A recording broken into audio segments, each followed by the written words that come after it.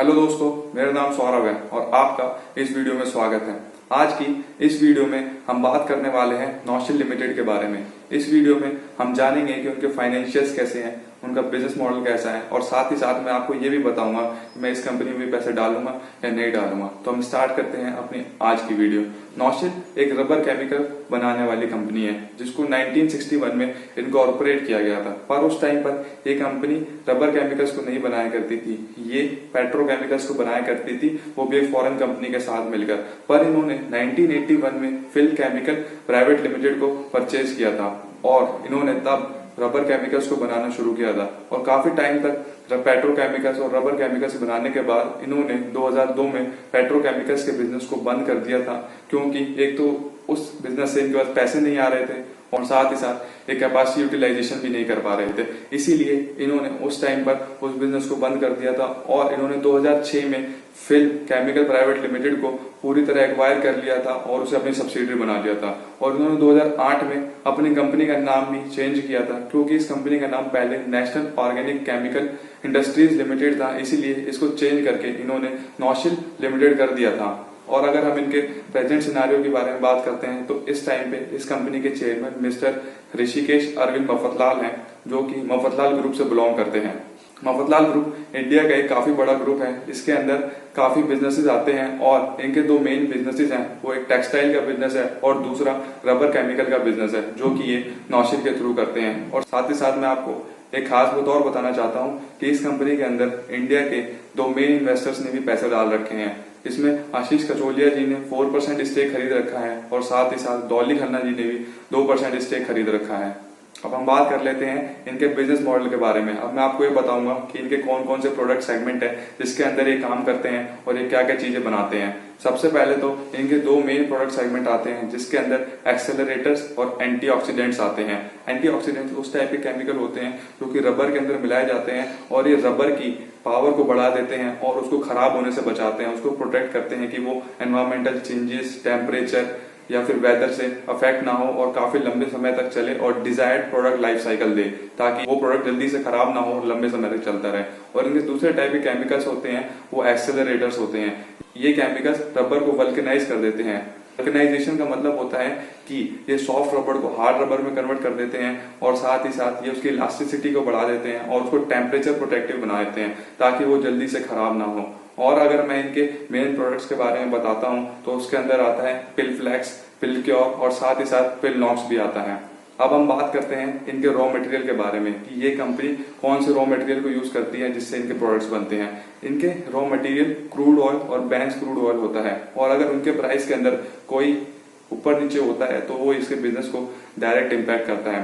Chemicals का main use tyres बनाने में होता है, इंडस्ट्रियल ग्लव्स बनाने में होता है, इंडस्ट्रियल रबर बनाने में होता है और साथ ही साथ ऑटोमोबाइल रबर कंपोनेंट्स बनाने के लिए भी किया जाता है। इसीलिए इनका बिजनेस भी ऑटोमोबाइल ग्रोथ या ऑटोमोबाइल डिमांड के साथ थोड़ा ऊपर नीचे होता रहता है।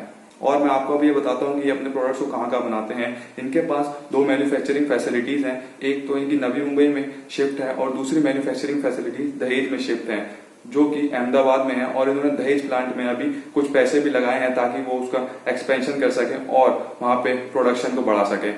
अब हम बात कर लेते हैं नौशील की रेवेन्यू स्ट्रीम्स के बारे में कि ये कौन कौन सी स्ट्रीम से पैसे निकालते हैं। तो अगर हम इनकी सबसे पहले स्ट्रीम के बारे में बात करें तो वो आते हैं एक्सपोर्ट से। इनके पास एक्सपोर्ट से 30% पैसे आते हैं, जो कि इनके रेवेन्यू का 30% है। और एक्सपोर्ट्स में इनकी काफी अच्छी ग्रोथ भी है, पिछले साल भी इनकी काफी ज्यादा एक्सपोर्ट्स बढ़े हैं। उनकी ग्रोथ 20% to 25% के अराउंड है, जो कि काफी अच्छा नंबर है।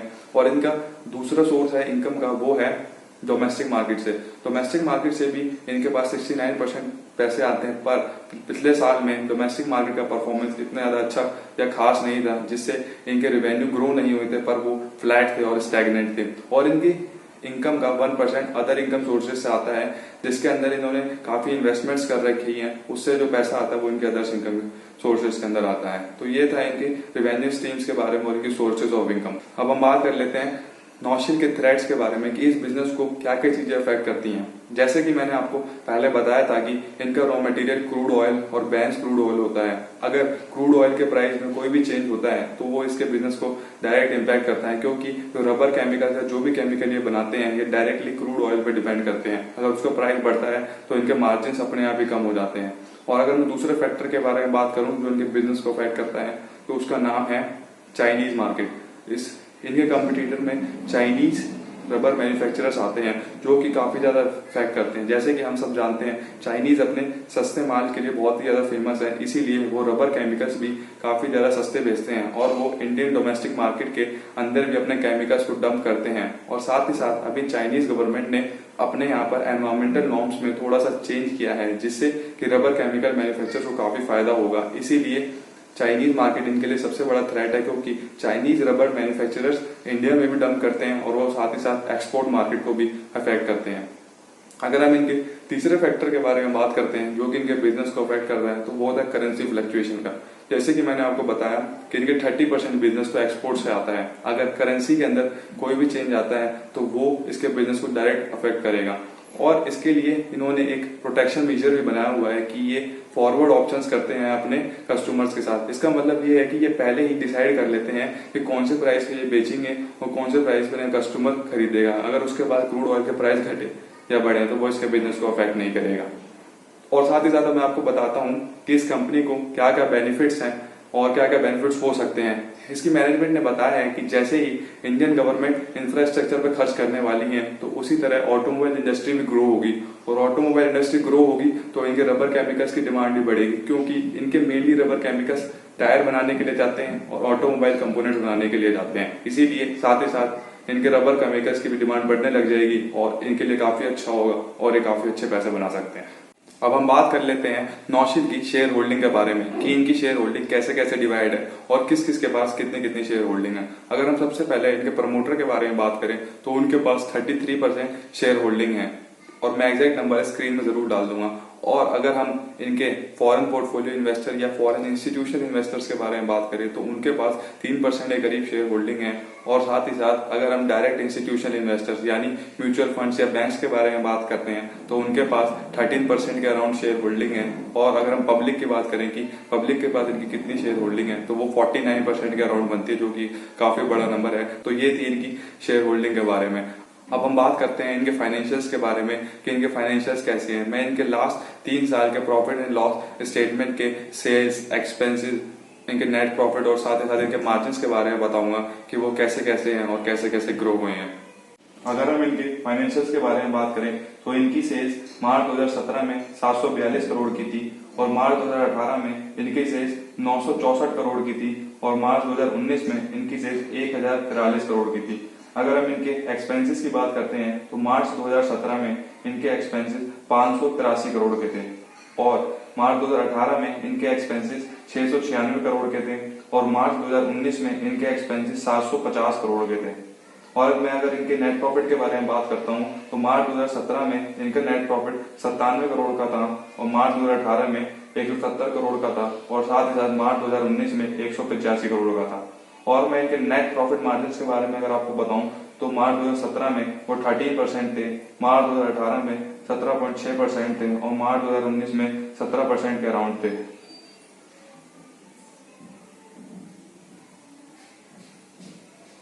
मैं आपको इनकी टोटल एसेट्स और टोटल लायबिलिटीज के बारे में बताता हूँ। इनके पास टोटल एसेट 1400 करोड़ की है, जो कि काफी अच्छा नंबर है। और अगर हम इनकी टोटल लायबिलिटी के बारे में बात करें तो वो 280 करोड़ की है।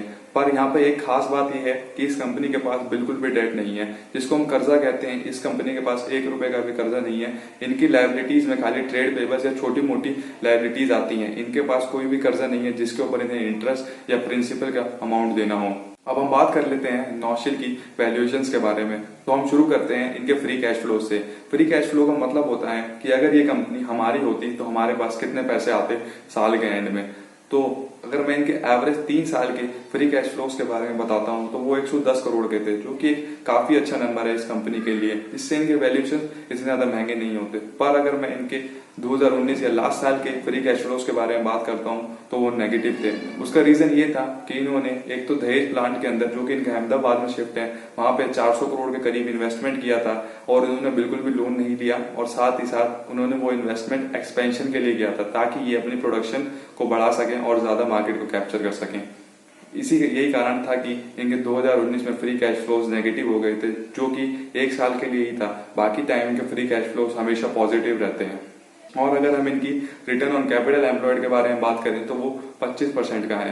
रिटर्न ऑन कैपिटल एम्प्लॉयड का मतलब होता है कि इस बिजनेस में अगर कोई पैसे डालता है तो उसको कितना रिटर्न मिलता है अपनी कैपिटल के ऊपर, तो वो 25% का था, जो कि एक काफी अच्छा नंबर होता है किसी भी कंपनी के लिए और किसी भी इंडिविजुअल के लिए।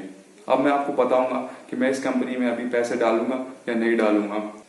वैसे तो इस कंपनी के वैल्यूएशन काफी ज्यादा अट्रैक्टिव है, पर मैं इस कंपनी में अभी पैसे नहीं डालूंगा। इसका रीजन ये है, एक तो इन्हें कंपटीशन में चाइनीज मैन्युफैक्चरर्स आ जाते हैं, उसके बारे में सबको पता है कि वो बहुत ज्यादा सस्ता सामान देते हैं, जो कि इनके मार्जिन को अफेक्ट करेगा फ्यूचर में जाके, इसी ईयर में जाके। और साथ ही साथ इनका रॉ मटेरियल क्रूड ऑयल है, जो कि बहुत ज्यादा फ्लक्चुएट होता रहता है, जिससे इनके मार्जिन ऊपर नीचे होते रहते हैं। इसीलिए इस बिजनेस में फ्लक्चुएशन बनी रहती है। यही कारण है कि मैं इस बिजनेस में अभी पैसे नहीं डालूंगा, और मैं इसे देखता हूँ कि अगर ये बाद में जाके कुछ नॉर्म्स आते हैं और चाइनीज कॉम्पिटिटर किसी तरीके से थोड़ा सा पीछे होते हैं इनसे, तो मैं इस कंपनी में जरूर पैसे डालूंगा। तो ये थी मेरी आज की वीडियो। मैं इसी तरह के और भी एनालिसिस वीडियोस डालता रहूंगा। अगर आपको ये वीडियो पसंद आए तो प्लीज इस वीडियो को लाइक, शेयर और सब्सक्राइब करना मत भूलना।